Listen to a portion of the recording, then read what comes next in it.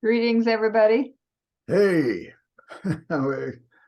it's Monday. It's Monday. No, it's Tuesday. Monday with Jesus on Tuesday. It is Monday with Jesus, yes. And it is 2023. We've been, not redoing the videos we did 3 years ago during the pandemic. But we hadn't done this week's story or next week's story either. So it's more recent, and it's good to be with you. And hopefully we'll remember what we're doing here. I'm Amelia. That's one thing we do. I'm here. Okay. And the story is from Matthew 9, and Tom's going to tell that for us. I'm always amazed at how joyful it is to tell these stories. And so it's a real gift for you to join with us in remembering this story from Matthew. As Jesus was walking along, he saw a man called Matthew sitting at the tax booth. And he said to him, "Follow me." And he got up and followed him. So as he sat at dinner with his disciples, many tax collectors and sinners were sitting with him and his disciples. And when the Pharisees saw this, they said to his disciples, "Why does your teacher eat with sinners and tax collectors?" And Jesus heard this and said, "Those who are well have no need of a physician, but those who are sick. Go and learn what it means. I desire mercy, not sacrifice. For I have come to call not the righteous, but sinners." And as he was talking, a ruler of the synagogue came and knelt in front of him and begged him, saying, "My daughter has just died. But if you would come and lay your hands on her, she will be made well." And so he got up and followed him. As he was going, suddenly a woman who had had hemorrhages for 12 years came up and behind him and reached out and touched the fringe of his cloak, for she said to herself, "If I could even just touch his cloak, I will be made well." And Jesus turned and saw her and said, "Take heart, my daughter, your faith has made you well."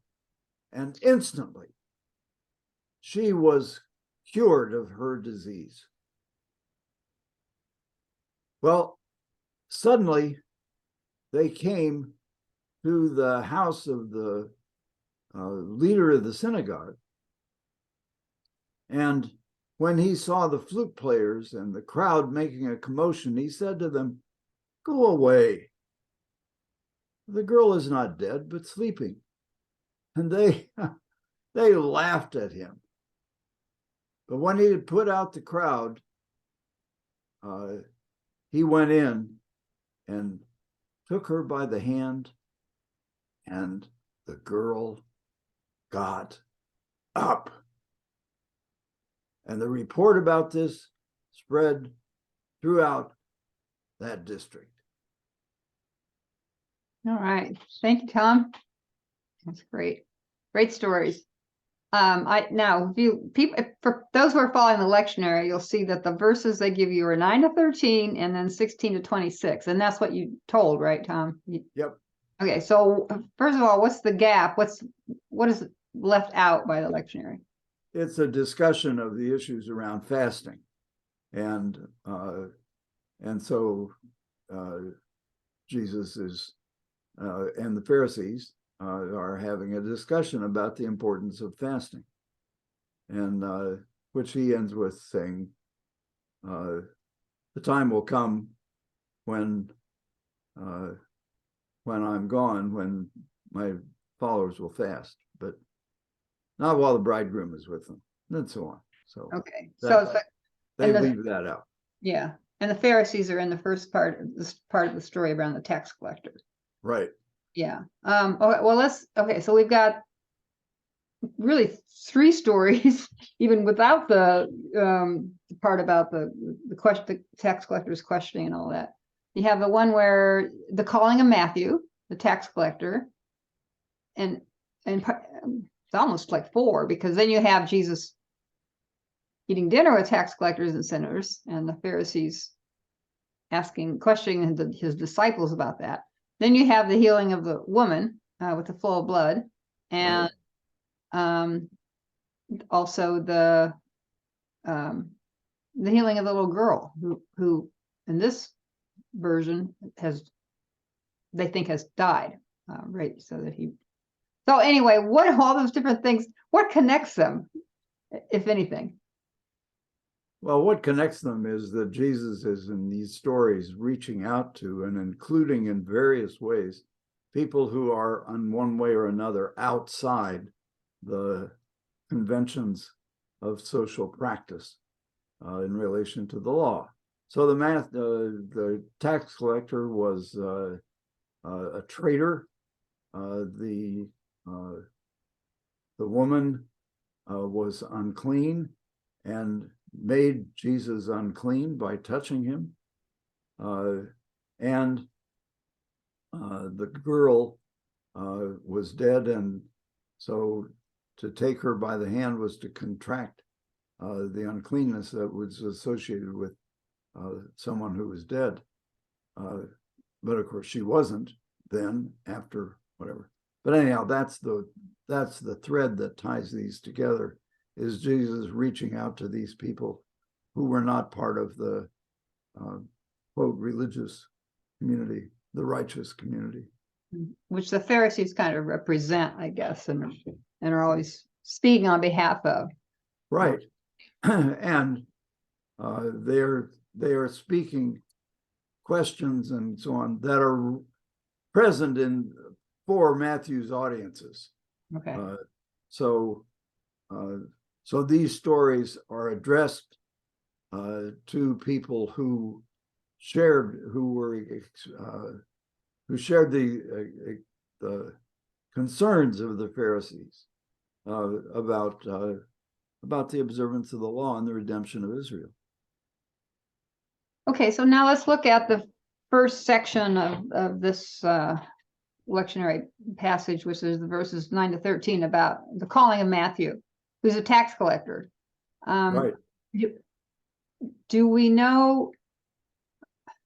So this is the Gospel of Matthew. Is there some sense in which they think maybe this Matthew, the tax collector, is Matthew who wrote the Gospel? The fact that he includes a man called Matthew, or a man who was named Matthew, is very unusual in these stories for the name of that. So that raises the strong possibility that there is a connection between the composition of this gospel and a tax collector who was Matthew and who became one of the disciples. And that's reflected also, I think, in this story of Jesus sitting with his disciples and with other tax collectors and sinners. And so this was the implication is that this was a memory of the person who composed this story. Okay. You mentioned that he was sitting with his disciples were there. Do you think his disciples had any issue with Jesus calling a tax collector, who were really hated by the Judean people? It's quite likely. But they also are getting, educated in the ways of the kingdom of God. And so my hunch is that one hand they were surprised. Whoops. I kind of think about that because, you know, we've watched this series. It's fairly recent, The Chosen, and Matthew's a real key character in there. Right. And one of the themes is how the conflict within the disciples about Matthew becoming a part of the group, and how that how that's resolved over Right. time. So it's interesting. There's not really anything about that in the gospel, so we just have to, it's kind of speculation about how that. Well, it's interesting, and the author of The Chosen, further developed Matthew's story. Right. Okay. Oh, now when Jesus responds to the Pharisees' concern about him eating with sinners and tax collectors, he quotes something. What is it that he quotes? He quotes Hosea, Hosea 6:6 to be specific, and it is a quotation in the context of the story of Hosea, who married at God's command a prostitute, and so he was not, so to speak, observing the law in marrying this woman who was unclean. And so what it reflects in Hosea is that he is being taught and is speaking and prophesying out of the experience of the extension of mercy to his wife, who in turn represented the community of Israel in his prophetic teachings. Oh, is this God? I mean, is it God speaking? I desire sacrifice, or I desire mercy, not sacrifice. Well, it is. Yeah, Hosea speaking for God. Hosea speaking on behalf of God. Yes. So it does seem that Jesus is suggesting there is something that transcends even important religious laws, or right. The heart of the worship of the community, with sacrifice, and with sacrifice as a propitiation of sin and forgiveness and so on. So Jesus and Hosea orient that toward forgiveness, toward mercy, rather than observance of the law. As a higher value, I guess. Right. Yeah. Okay. So then we move on to the kind of the two healing stories that are together, which are also, well, I guess all of this is in Mark, but these healing Matthew stories, isn't.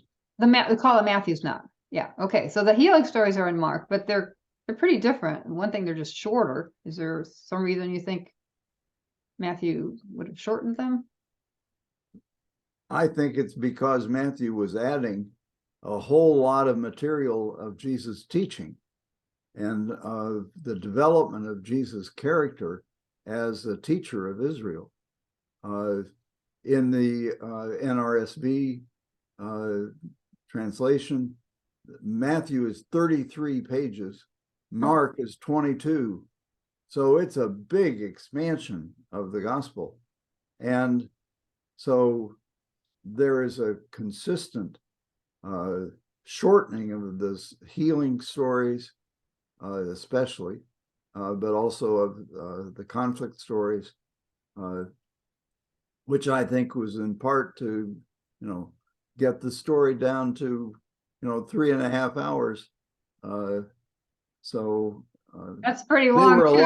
That's still a pretty long story. Yeah, I remember we were telling Matthew at the festival gathering one year, and we got way into it, and whoever was directing it decided we can't do this whole thing in one night, so we stopped and had to finish it the next night, because at least for us that was way too much story. Yeah. But, yeah. Right.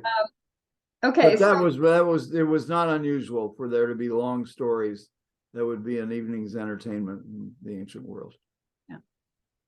So you don't have the details that you had in Mark about, she had spent all her money with doctors and everything. Right. But maybe a more significant difference is in Mark, she's healed when she touches his garment. Right. And she knew in her body. Right. She knew in her body, and he feels the power going out for him and turns, and it says, ask who touched me and all of that. And the disciples say, if you see this crowd, how can you tell, somebody touched you? But anyway, none of that's there. And what is there is that she becomes healed when Jesus blesses her. He turns and speaks to her, right, which is a blessing. Yeah, which is and it's an inclusion, and he calls her daughter. Yeah, a term of affection, right, and inclusion. So that's a happy ending to that healing, but then we move right back into the story of Jairus's daughter, but it was Jairus wasn't named here, right? No name of Jairus. Yeah, we do know it's the leader of the synagogue, right? Just the leader of the synagogue, elder, right? And again, it's much shorter. You don't have now the disciples did go with him. Well, it was only Peter, James, and John. Yeah, but they're not named in this Mark. one, I don't think. Oh, in Mark, right? Yeah, and here it just says the disciples. And I don't know anything more about that story. You don't have a detail that he says, give her something to eat. And she's 12 years old. It's just, he goes, he heals, he raises. Although he says she's just sleeping, so we don't really know exactly if he raised her, but. No, she was clearly lying down. Yeah. That's the implication. I mean, raised her from death. We don't. Do we know? Are we supposed to assume that she was dead and he raised her to life?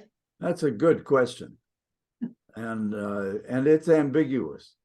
Mm-hmm. There's no clear indication as to whether or not she was dead. Jesus says that she isn't dead, but so I guess I'd take that seriously. He usually knew about things, so. So what are these 3 stories? The calling of Matthew, the 2 healing stories. What do they reveal about the nature of God? I think they are all indications of God's mercy in reaching out to those who are, quote, outside in one way or another, and of Jesus intervening decisively. This is the problem. Jesus acts, that's it. And so Matthew doesn't mess around. He gets right to the heart of things right away. And so the story moves very rapidly. So these 3 stories are, condensed together.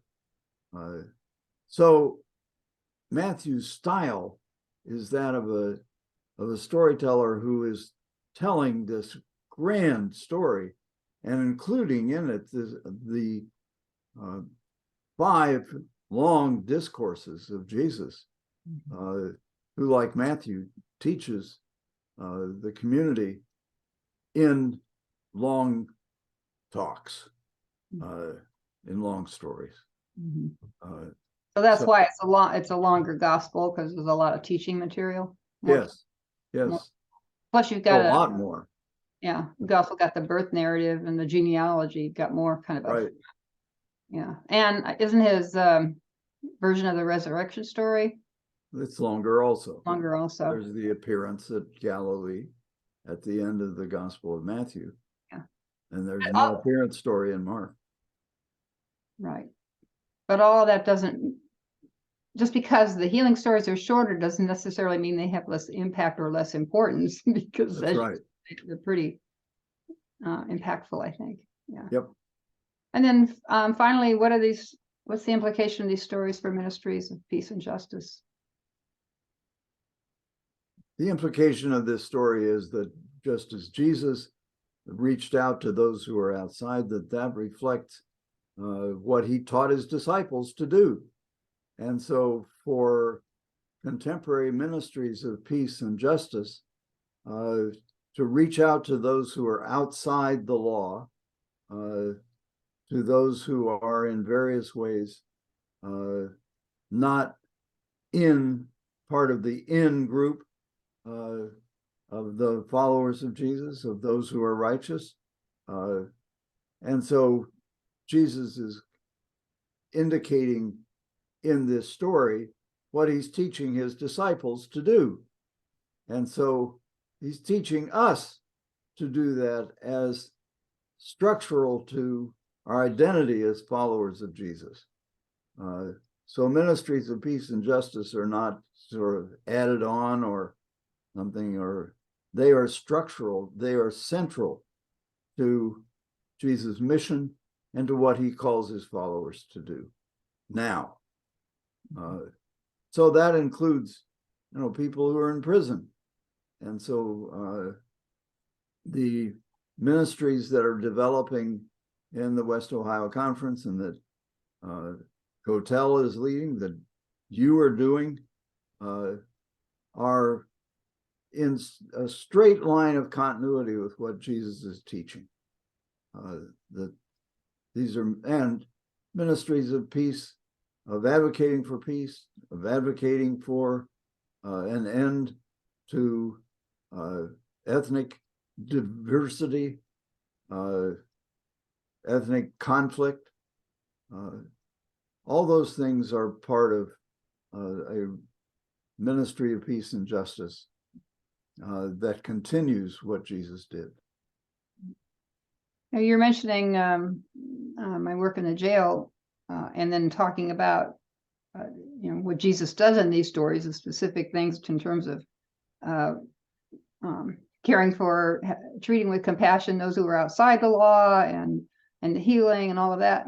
Reminds me, right now in the jail, we're doing 4 stories for Revelation. So I've been reading a lot about the book of Revelation and trying to teach the women about the whole book as well as these 4 stories we're doing. But what I've realized in studying that book, how important it is to know the Gospels and to know what Jesus did, like reaching, caring for those who are outside the law, and being concerned about,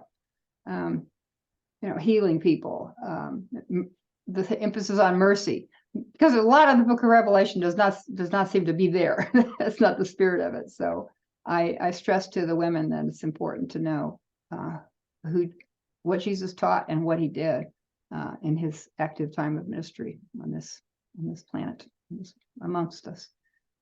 So right. Thanks for being with us today, everybody. All right, blessings. Yeah. Have a good week. Bye-bye.